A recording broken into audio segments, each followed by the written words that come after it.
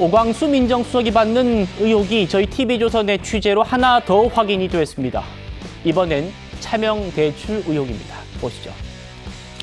서울중앙지검 부장검사로 재직 중이던 2007년에 오광수 수석이 친구에게 부탁을 합니다. 친구야, 네 이름으로 15억 원만 대출 좀 받아다오. 그래서 그 친구가 중앙지검 검사 친구인데 당연히 믿고 대출을 받아줬겠죠.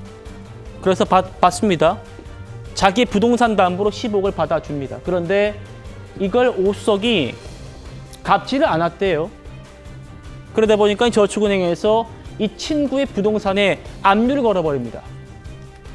그래가지고 두 사람 간에 소송이 붙는데 그때 갑자기 저축은행의 사주가 사실 돈 빌린 사람은 납니다 라고 나섰다는 거예요.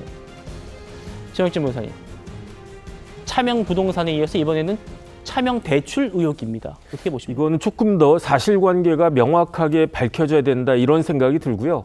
그다음에 저축은행에서 저런 식으로 하는 게 말이 되겠습니까? 어쨌든 저축은행에서 돈이 나갔어요. 그런데 형식적인 채무자가 있는데 실질적인 채무자가 당시 서울중앙지검의 특수 2부장이었단 말이에요. 그때 오광수 수석이. 그러면은 검사한테 차명으로 그렇게 돈을 빌려준 건가? 이것만 해도 문제가 될 것 같은데, 그런데 실질적으로 돈을 쓴 사람이 또 나타나는 거 아니겠습니까? 그런데 그 사람은 누구냐? 다른 사람도 아니고 돈을 빌려준 저축은행의 사주가 돈을 실질적으로 썼다라고 하는 것은 이건 굉장히 이상하고 뭔가가 진짜 있는 것이 아닌가 그런 생각을 할 수밖에 없고요. 예. 그 다음에 이제 2000년대 초반에 뭐가 있었습니까? 우리나라가 1997년에 IMF가 있었고요. 그 다음에 2000년대 초반에 서울지검 특수부나 아니면은 대검 중수부나 이런 데에서 금융기관 부실 관련자들에 대한 수사가 대대적으로 있었어요. 근데 그때 오광수 수석이 그 당시에는 서울지검의 특수부의 부부장으로 있었단 말이죠. 그래서 이때부터 이런 것과 관련된 수사를 많이 했을 텐데, 그리고 난 다음에 2007년도에 있었던 일인데, 그리고 나서 얼마 뒤에 뭐가 있었습니까? 우리나라에 저축은행 사태가 있었단 말이에요. 예. 그러니까 이런 것들을 1년에 쫙 봤을 때 다른 걸 다 떠나가지고 지금 어떤 부장검사가, 그것도 서울지검의 중앙지검의 특수부 부장검사가 저런 처신을 갖다가 할 것인가. 그렇기 때문에 제가 봤을 때 이 부분은 조금 더 그 사실관계를 파악하면 우리가 생각하지 못했던 그런 일들까지 나올 수 있는 거 아닌가. 그다음에 이게 더 확대가 되면은 오광수 민정수석이 과연 버틸 수 있을 것인가. 어떻게 보면은 이재명 정권의 첫 번째 낙마 사유가 될 수도 있지 않을까. 그런 우려까지 지금 나오고 있는 것 같습니다. 예. 민주당 내부 반응도 한번 들어보시겠습니다. 지금 현재 정부의 인사검증 시스템은 굉장히 제대로 작동이 안 되고 있을 거라고 생각합니다. 지금 출범한 지 일주일도 안 됐고, 법무부에 있던 인사검증단이 아마 지금 활동을 안 하고 있을 겁니다. 인수위도 없이 출범한 상태라 정부 입장에서 굉장히 좀 검증의 어려움을 지금 겪고 있지 않을까 싶습니다. 인수위 없이 정부가 출범하다 보니까 대통령실의 인사검증 시스템이 제대로 작동하지 못하고 있는 것 같다라는 얘기가 지금 여권에서 나오고 있는 겁니다.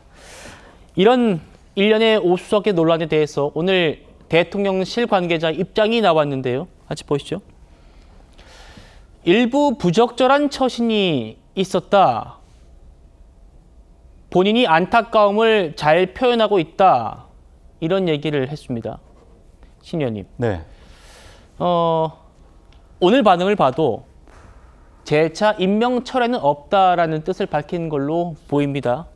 그런데 일부 부적절한 처신이 있었다라는 정도까지 좀 답이 진전되긴 했어요. 어떻게 보십니까? 저는 아직까지도 왜 오광수 수석이어야 하는지 이것에 대해서 대통령실이 납득할 만한 해명을 내놓지 않고 있습니다. 국민들도 설명을 듣고 싶어 해요.